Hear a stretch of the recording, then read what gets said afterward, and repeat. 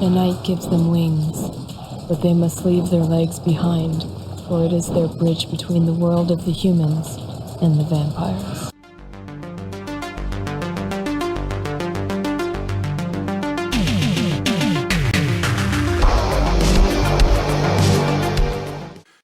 Hi, this is the Professional Amateur Hour coming to you with another review.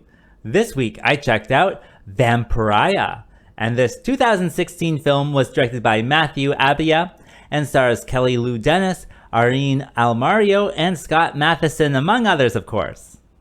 The story of this movie follows this vampire huntress as she goes around hunting different types of vampires.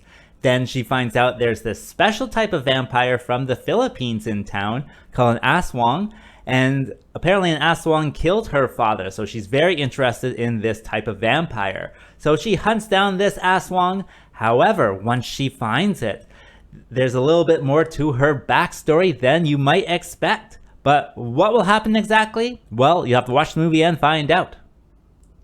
Alright, so let's discuss this movie. Well, what works? Well, I was pleasantly surprised with the types of vampires in this one. The majority of it is focused on the aswang, and that is like the Filipino one. And it still drinks blood, however it has some special vampire qualities. It can sprout wings and fly around.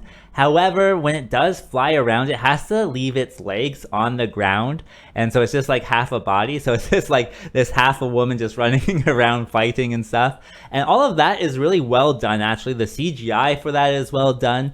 And yeah, I just really enjoyed that. They also have different types as well. They do show kind of the American or European version for like a hot minute in the beginning, but then they also show like a jumping vampire, like the Chinese one, where it just jumps all around and around.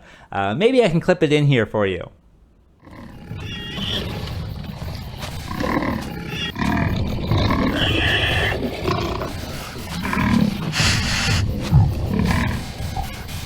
So I was impressed that they had all of these different types of vampires from, different cultures. I thought that was very charming.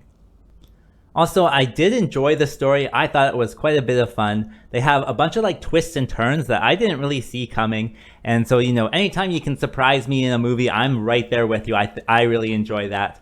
There are, of course, a few kind of B-movie things that just like slip past the story writer, I guess. Like, for example, she like begs her boss to join this mission, but then instead of joining the mission, she just does it by herself. I don't know. I don't really get that, but for the most part, the twists and turns are great to see. And the characters themselves, I really did enjoy the characters. The aswang is kind of a fun character. The huntress is a good character as well. And so them, plus all the twists and turns that you do experience, definitely work together to make a good B-movie.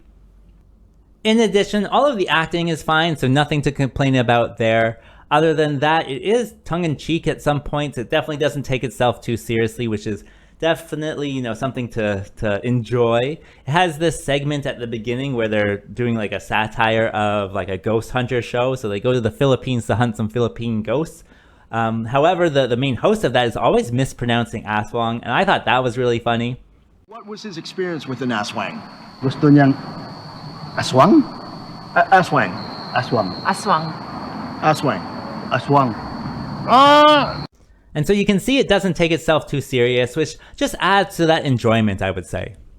Overall, I think you will laugh at this movie. It is fun that way. I think this director is like their first and only kind of feature film. And all of the things that I'll talk about, in the negative half are definitely serviceable to the movie. That just creates something that you can enjoy. And that brings me to what doesn't work with this film.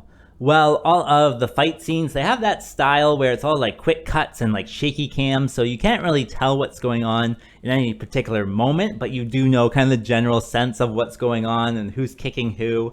And so all of that is definitely serviceable, but could have been done better. In addition, the CGI, I really did enjoy the CGI for the aswang, running around with like just the top of a woman. I thought that was really funny. Maybe I can clip it in here for you.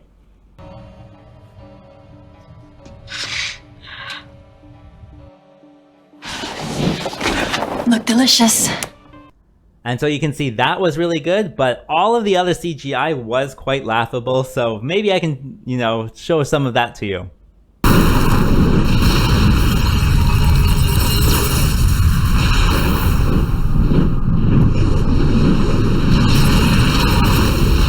So you can see there is this spectrum of quality with the CGI, sometimes better, sometimes worse, but all charming. Other than that, I don't think I can be too harsh on this movie. It is kind of like a first-time director movie, or second time that he's doing like a film, or his first feature film or whatever. So I won't be too harsh. There's definitely lots of like close-ups as well. But put it all together, you know, it makes a good B-movie. So who would I recommend this movie for? Well, I think if you like vampires and you have something like a bad movie night with your friends, totally turn this one on. It should be quite a laugh riot. I also found this one on Tubi, so if you're in the right region, then you can probably watch it for free as well. As for rating, I thought this movie was so bad it's good, so I'm going to give it the good bad score of 4.5. And with that being said, I think that's all I wanted to say, so like and subscribe, and I'll see you next time.